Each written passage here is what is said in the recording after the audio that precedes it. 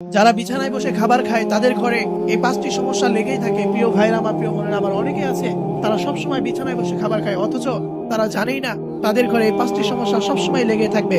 এই জন্য বিছানায় বসে কখনো খাবার খাওয়া যাবে না। আল্লাহ রাসূল সাল্লাল্লাহু আলাইহি ওয়াসাল্লাম জানিয়ে দিয়েছেন, বিছানায় বসে কখনো খাবার খাওয়া যাবে না। যেই ঘরে বিছানায় বসে খাবার খাওয়া হবে সেই ঘরে এই পাঁচটি সমস্যা সবসময়ের জন্য লেগেই থাকবে। তার মধ্যে এক নাম্বার, সেই ঘরের লোকদের ভিতরে কেউ না কেউ সবসময় অসুস্থ হয়ে থাকবে।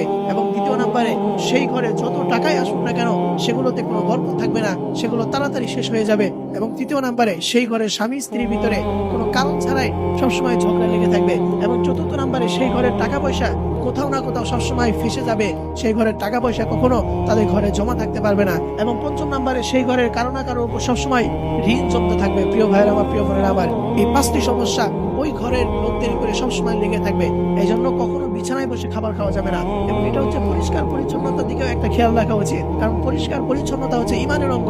আপনি যেখানে শুয়ে আছেন সেখানে আপনি আবার খাবার খাচ্ছেন, এই বিষয়টা কখনো ভালো দেখা যায় না। এই জন্য বিছানায় বসে কখনো খাবার খাওয়া যাবে না, অন্যথায় এই পাঁচটি সমস্যা সবসময় লেগেই থাকবে। আল্লাহ তাআলা আমাদের সকলকে এই বিষয়টি বুঝে আমল করার তৌফিক দান করুন। সকলেই বলি আমিন।